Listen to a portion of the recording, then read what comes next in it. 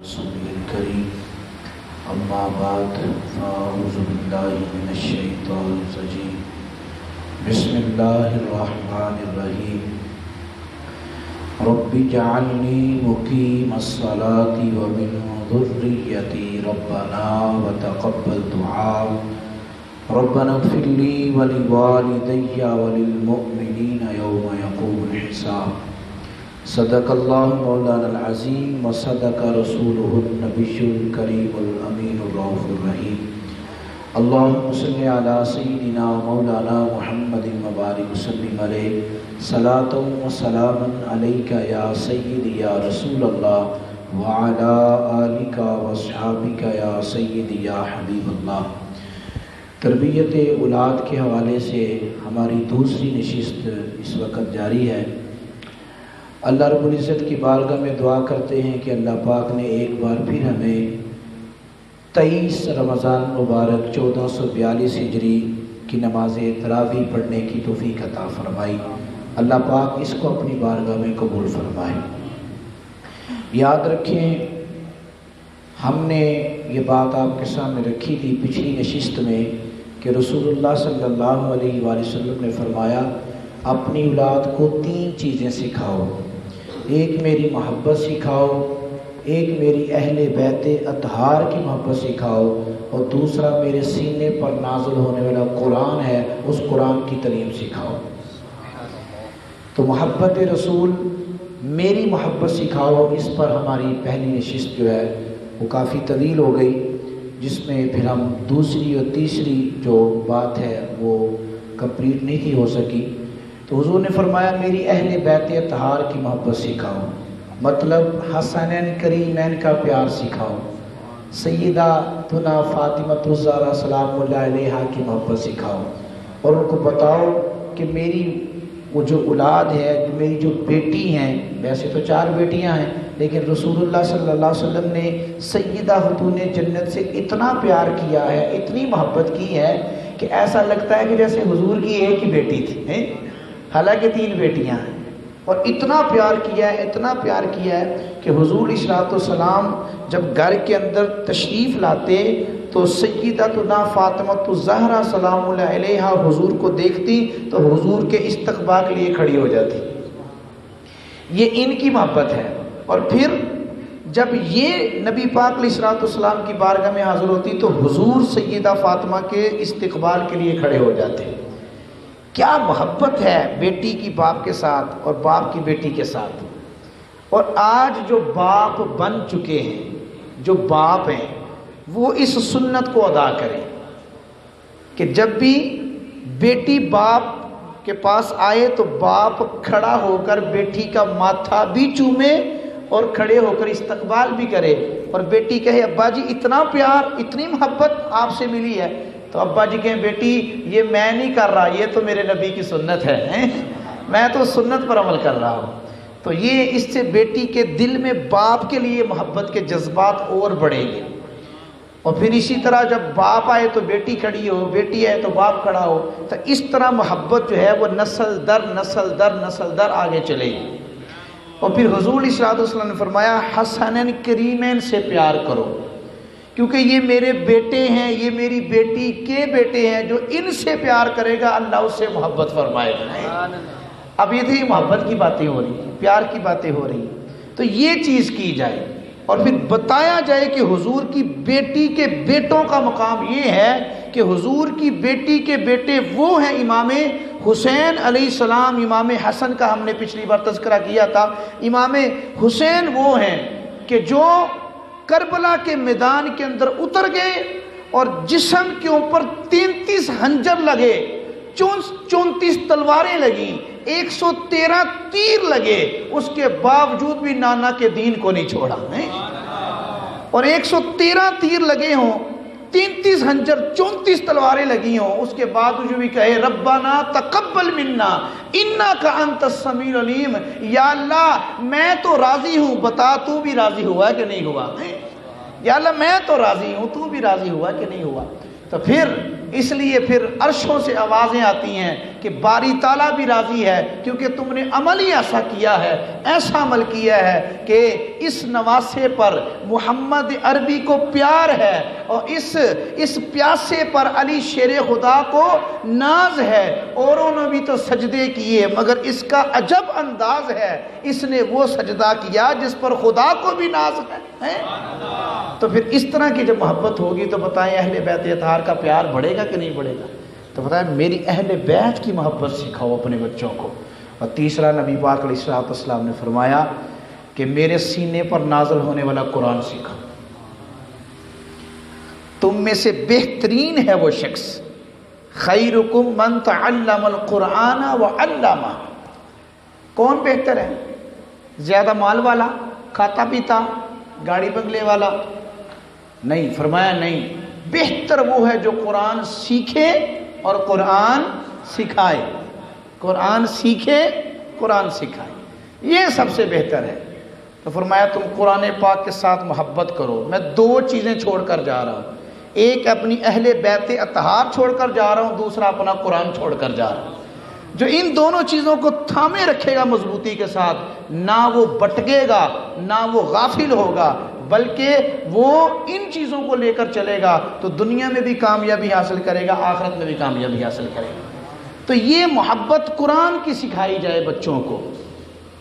اور پھر قرآن مجید میں ہی تو یہ بات ہے، بچہ قرآن پڑھے گا تو جھوٹ نہیں بولے گا، قرآن پڑھے گا تو وہ ایک دوسرے کے الٹے نام سے نہیں پکارے گا کسی کو۔ قرآن پڑھے گا تو نماز کا حکم قرآن میں ہے، نماز بھی پڑھے گا۔ پھر اگر قرآن کو پڑھے گا، سمجھے گا، عمل کرے گا تو پھر ماں باپ کی بے ادبی نہیں کرے گا۔ قرآن پڑھے گا تو نماز چھوڑے گا نہیں ہے، قرآن پڑھے گا تو جھوٹ نہیں بولے گا، قرآن پڑھے گا تو پھر درود و سلام پڑھنے کی ترغیب ملتے رہے گی، درود بھی پڑھے گا، سلام بھی پڑھے گا۔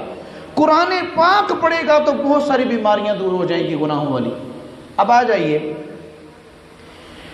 حضور نے فرمایا اولاد کی تربیت میں سے یہ بھی ہے کہ جب اولاد ہو تو اس کا نام اچھا رکھا جائے، پھر نام اچھا پکارا بھی جائے۔ اس پر ہم نے بات کی تھی۔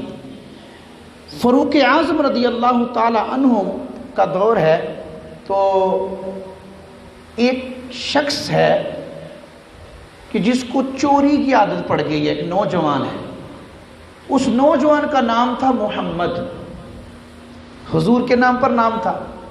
تو وہ نوجوان کے اندر کوئی اچھی عادتیں نہیں تھی پائی جاتی، یعنی وہ کسی کا نام بھی ڈالتا تھا، وہ چوری بھی کر لیتا تھا اور وہ کیا کیا غلط کام کرتا۔ تو پھر بعد میں لوگ کہتے وہ دیکھو فلانے کا بیٹا محمد نہیں ہے، اس نے گالی نکالی ہے، اس نے چوری کی ہے۔ تو فاروق اعظم کو جب پتہ چلا نا کہ ایک شخص ہے، ایک شخص کا بیٹا ہے نوجوان جس کا نام میرے آقا کے نام کے ساتھ ملتا ہے، نسبت ہے حضور کے نام کے ساتھ، مگر کیا ہے کہ وہ بری بری حرکتیں کرتا ہے، بری بری عادتیں اس کی۔ فاروق اعظم نے اس کے باپ کو بلایا، اس کو کہا اس کے باپ کو بلاؤ۔ اس کے باپ کو کہا یا تو اس کا نام بدل لے، یا تو اس کا نام بدل لے، تبدیل کر لے، یا پھر اس کو سمجھا لے۔ اگر اب میں نے سنا نا کہ لوگوں نے کہا کہ محمد نے معاذ اللہ استغفر اللہ چوری کی ہے، کسی کا نام ڈالا ہے، تو میں گردن تن سے اڑا کے نا تو بالکل فارغ کر دوں گا اسے، اور تن سے گردن اڑا کر اسے مار دوں گا۔ کہ میرے آقا کا نام محمد ہو، ہیں محمد ہمارے بڑی شان والے، میٹھا میٹھا ہے میرے محمد کا نام۔ تو فرمایا آقا کے نام کے ساتھ نام مل رہا ہے اور لوگ کہہ رہے ہیں اس نے یہ کیا، اس نے یہ کیا، برداشت نہیں کروں گا، نام تبدیل کر لو ورنہ گردن اڑا دوں گا۔ یہ تھی تربیت کہ آقا کا نام کوئی لے تو آقا کے نام کو اچھے طریقے سے لے، صلی اللہ علیہ وآلہ وسلم۔ ایک مرتبہ یہ بھی ہوا کہ ابو ذر غفاری حضور کے صحابی ہیں، انہوں نے بلال حبشی کا نام ڈال دیا۔ بلال حبشی کو کہتے ہیں بلال تو کالی ماں کا بیٹا ہے، بلال کالے تھے رنگ اسود تھے۔ تو یہ روتے روتے نبی پاک کے پاس آ گئے، حضور نے فرمایا بلال کی ہوا ہے یا رسول اللہ صلی اللہ علیہ وسلم، وہ ابو ذر غفاری نے نا میرا نام جو ہے نا بگاڑیا، میں تو تے کالی ماں دا پتر۔ تو نبی پاک علیہ السلام نے فرمایا کہ ابو ذر کو جا کے بولو جو تانا بلال تجھے دی ہے نا وہی تانا آمینہ کے لال مجھے بھی دے، آمینہ کے لال کو بھی وہی تانا دے۔ کیوں؟ کیونکہ میں نے بھی ایک مائی ایسی کالے رنگ کی تھی کہ حضرت ام ایمن، میں نے بھی ان کا دودھ پیا ہے، ان کا رنگ بھی کالا تھا۔ حضرت ام ایمن کا رنگ میں نے ان کا کالا تھا، میں نے بھی ان کا دودھ پیا ہے، تو لہٰذا وہ بھی تو رشتے میں بھی ماں ہی لگی نا، تو پھر میری ماں کا رنگ بھی تو کالا ہے نا۔ تو اس نے کہا کہ بلال تو کالی ماں کا بیٹا ہے، تو پھر میں نے بھی تو دودھ پیا، مجھے بھی یہ تانا دو۔ تو جب بلال حبشی وہاں دوبارہ پہنچے نا کہ حضور نے فرمایا جو تانا مجھے دی ہے نا کالی ماں کا بیٹا، یہ حضور فرمایا مجھے بھی دو۔ ابو ذر غفاری قدموں میں گر گئے، بلال حبشی کے پاؤں پکڑے، کہا بلال مجھے معاف کر دے، بلال مجھے معاف کر دے، میں آئندہ ایسا نہیں کروں گا۔ یعنی مطلب سمجھانے کا یہ تھا کہ کبھی بھی کسی کو اس کے الٹے نام سے نہ پکارا جائے۔ وَلَا تَنَابَزُوا بِالْأَلْقَابِ، مسلمانوں کو برے نام سے نہ پکارو۔ تو ہماری اولادوں کے نام بڑے عجیب و غریب سے ہوتے ہیں۔ کسی کا نام رشید ہے تو اس کو کہتے ہیں شیدہ ٹلی، کسی کا نام رفیق ہے تو اس کو کہتے ہیں فیقہ دو دل۔ بھئی کس کے نام کو پکار رہے ہو؟ استغفر اللہ، اللہ معاف فرمائے۔ رشید قرآن میں ہے، رفیق قرآن میں ہے، منیر قرآن میں ہے، تمہارے سارے کے سارے نام قرآن میں سے رکھے گئے ہیں۔ تو اپنی اولاد کو قرآن پاک سکھاؤ، تو قرآن سیکھے گی تو نام سیدھے نہیں رکھے جائیں گے۔ پھر بھئی ایک بندہ اگر نالی صاف کرتا ہے، نالی صاف کرتا ہے تو ہم اسے کہتے ہیں چپڑاسی، ہم اسے کہتے ہیں چپڑاسی، تو وہ اس کو اچھا لگے گا؟ ہے واقعی وہ چپڑاسی، وہ چپڑاسی ہے، نالیاں صاف کر رہا ہے وہ چپڑاسی ہے، لیکن ہم اس کو چپڑاسی، غصہ کرے گا کہ نہیں کرے گا؟ کرے گا غصہ، وہ کہے گا یار میرا کوئی اور نام بھی ہے، آپ نے مجھے چپڑاسی کیوں کہا؟ یا کوئی کوڑا لینے آتا ہے ہمارے گھر سے، ڈسٹ بین کا کوڑا لینے آ جاتا ہے، تو ہم کہتے ہیں کوڑے والا آ گیا۔ کوڑے والا وہ نہیں ہے، کوڑے والے تو ہم ہیں، کوڑا ہمارے گھر سے لے کر جا رہا ہے، وہ کوڑے والا نہیں ہے، وہ کوڑا اٹھانے والا ہے، کوڑے والے تو ہم ہیں، تو ہم اس کو کوڑے والا نام ڈال دیتے ہیں۔ اگر کوئی موٹو نہیں ہے، لنگڑا لولا نہیں ہے، صحیح چلتا ہے، تو ہم اسے کہتے ہیں وہ لنگڑے، وہ لنگڑا نہیں ہے، پھر بھی غصہ کرے گا۔ اگر حقیقت میں وہ پاہج لنگڑا ہو تو پھر کتنا غصہ کرے گا، اس کا دل نہ دکھ جائے۔ تو یہ چیزوں پر ہم نے غور کرنا ہے، اور یہ تربیت کے اندر شامل ہے۔ اس طرح کی تربیت ہوگی تو پھر اولادیں جو ہے نا نکھار سامنے آئے گا، لیکن اچھی صحبت ہے۔ تو فرمایا قرآن سکھاؤ، قرآن پاک کے ذریعے اولاد کی تربیت ہوگی۔ نبی پاک صلی اللہ علیہ وآلہ وسلم سے محبت کرنے والوں کے انداز کیا ہوتے تھے، سنیے۔ فرید الدین گنج شکر رحمۃ اللہ تعالی علیہ، یہ نا اپنے دور کے اندر ابھی 8 سے 9 سال عمر ہے، اور 8 سے 9 سال کی عمر میں فرید الدین گنج شکر رحمۃ اللہ تعالی علیہ پاک پتن شریف والے، یہ 8 سے 9 سال کی عمر میں اذان ہوتی ہے، دوڑ کر مسجد چلے جاتے ہیں۔ تو ان کی والدہ مائی راستی سے کسی نے پوچھا، مائی سارے بچے جو ہے نا باہر کھیل رہے ہوتے ہیں، کوئی کچھ کھیل رہا ہے، کوئی گلی ڈنڈا کھیل رہا ہے، کوئی کچھ کھیل رہا ہے، تو مائی راستی تیرے بیٹے کو ہم دیکھتے ہیں وہ جلدی جلدی مسجد میں بھاگ کے چلا جاتا ہے، اس میں کیا راز ہے، کیا کمال کیا ہے؟ قرآن بھی پڑھتا ہے، نماز بھی پڑھتا ہے، سب کچھ کرتا ہے، گالی بھی نہیں دیتا۔ تو مائی راستی کہنے لگی اس میں سارا کمال فرید دا نہیں، تھوڑا میرا بھی کمال ہے، تھوڑا دے پیو دا بھی کمال ہے۔ کہا کیا کمال ہے؟ کہا پیو نے اس کو کبھی بھی حرام کا لقمہ، روزی حلال ہو تو اولاد بھی حرام زادی نہیں نکلتی، حلال زادی نکلتی، روزی کا جو ہے نا وہ معاملہ وہ بہت اہم ہے۔ تو اس لیے اس کے باپ نے ہمیشہ اسے حلال کھلایا ہے۔ اور دوسرا یہ ہے کہ تھوڑی میری تربیت کا بھی کمال ہے، میں نے جب بھی اسے دودھ پلایا ہے تو وضو کر کے مصطفیٰ کی ذات پر درود پاک پڑھ کے دودھ پلایا ہے۔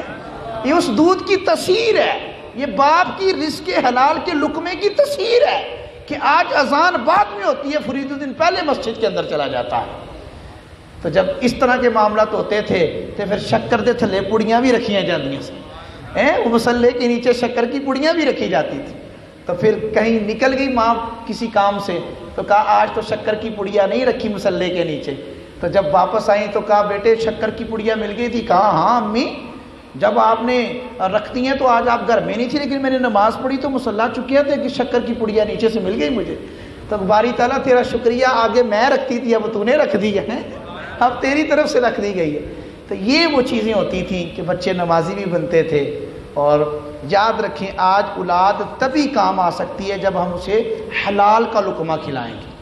حرام کا لقمہ کھلائیں گے تو وہ کبھی بھی آپ کی تابع دار نہیں ہو سکتی. اس لیے قرآن پاک میں اللہ نے فرمایا رب اجعلنی مقیم الصلاۃ ومن ذریتی ربنا وتقبل دعا. کیا ہے ترجمہ؟ اے میرے رب مجھے نماز قائم کرنے والا رکھ، اور کچھ میری اولاد کو، ومن ذریتی میری اولاد کو، ربنا وتقبل دعا، اے ہمارے رب اور ہماری دعائیں سن لے، اے ہمارے رب مجھے بخش دے اور میرے ماں باپ کو بخش دے اور سب مسلمان کو جس دن حساب کا دن قائم ہو. یعنی یہاں پر یہ بات کہی جا رہی ہے کہ اے اللہ ہم سب کو، ہماری اولاد کو بھی نمازی بنا دے، ہمیں بھی نمازی بنا دے، اور یا اللہ ہماری دعاؤں کو بھی سن لے، اور یا اللہ ہمیں بخش دے اور جس دن قیامت کا دن قائم ہو. تو یہ دعائیں ہیں. تو اللہ پاک نے یہاں باقاعدہ حکم دیا ہے کہ دعا کرو اپنی اولاد کے لیے کہ اللہ آپ کی اولاد کو نمازی بنائے، اس کے لیے دعا کیا کرے. تو بہرحال آج کی نشست کا وقت بھی سمٹ گیا. کل انشاءاللہ اس کو تھوڑا سا مزید آگے لے کر چلیں گے. اللہ تعالی ہمیں اولاد کی اچھی صحیح اسلامک تربیت کا جذبہ عطا فرمائے، اور اس کے لیے الحمدللہ یہ دعوت اسلامی کا بڑا پیارا ماحول ہے. یہ الحمدللہ یہ سینکڑوں ماشاءاللہ درجنوں جو ہمارے اللہ کے گھر کے مہمان ہیں یہاں پر ماشاءاللہ تشریف لائے ہوئے ہیں. اللہ پاک سب کا آنا قبول فرمائے، اور ہم سب کو بھی جب ہم اس سٹیج پر آئیں نکاح کی سنت ادا ہو تو اپنی اولادوں کی صحیح تربیت کرنے کی اللہ ہمیں بھی توفیق نصیب فرمائے. اللہ کرم ایسا کرے تجھ پہ جہاں میں، اے دعوت اسلامی تیری دھوم مچی ہے. آمین بجاہ نبی الامین صلی اللہ علیہ